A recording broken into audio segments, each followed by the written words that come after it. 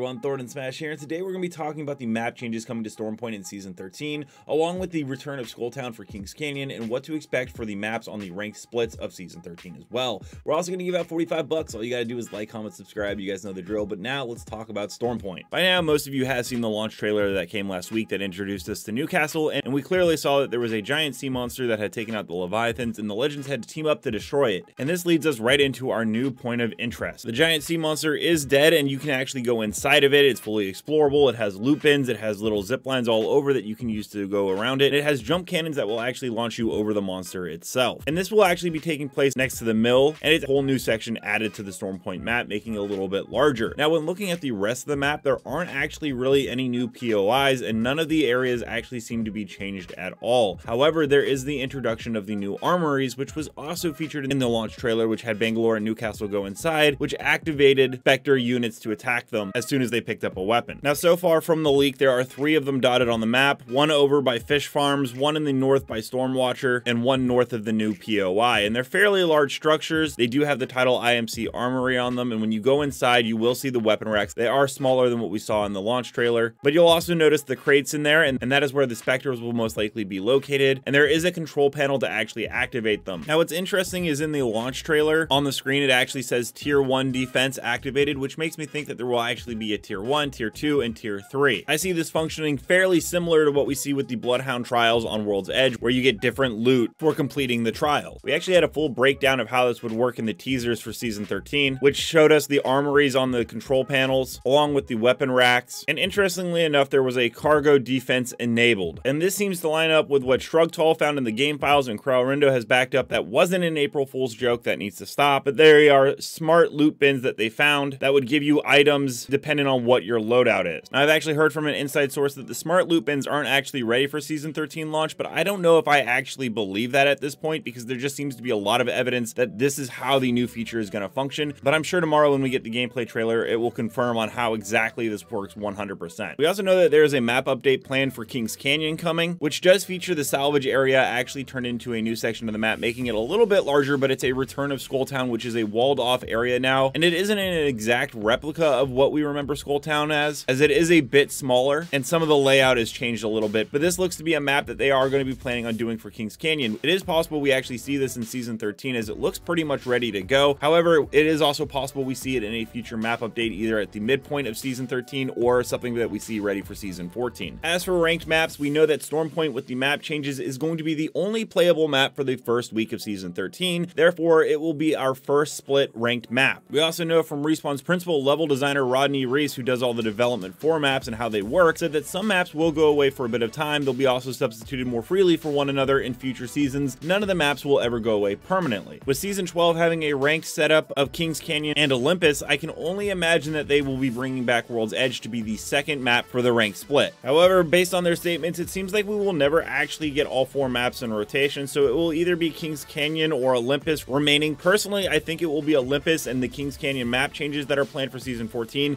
will be its reintroduction into the game. As always, things can change at a drop of a hat. Respawn seems to be doing a lot of changes right before the launch of the season to try to throw people off of what they are actually planning to do, so take everything with a grain of salt. This seems to be the most likely conclusion. Let me know down in the comments below what you guys think of the map changes going into Season 13, and what are some that you would actually like to see personally. Don't forget, I am doing a $50 giveaway right here about the rise and fall of Star Wars Battlefront, and I'll have a winner announced in a day or two. And until next time, Legends, keep slaying in the Outlands, and I'll see you out there.